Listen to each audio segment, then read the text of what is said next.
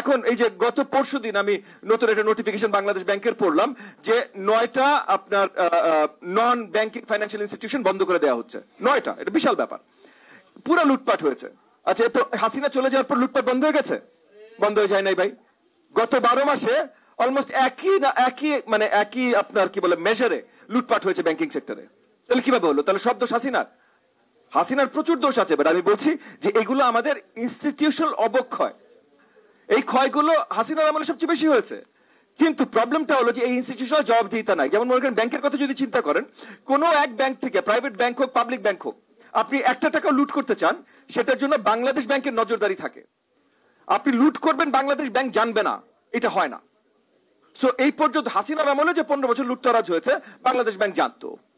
কিন্তু বাংলাদেশ ব্যাংকে যারা যেই অফিসার ক্লাস, যাদের দায়িত্ব এগুলো দেখা, এগুলোর উপরে নিয়ন্ত্রণ করা, তাদের কাউকে কোন খবরের কাগজে দেখেছেন তাদের নাম এসছে, তাদের নামে মামলা হয়েছে? দেখেছেন কেউ? দেখেন নাই ভাই। ওই ইনস্টিটিউশন গুলোকে অ্যাকাউন্টেবল করা হয় নাই।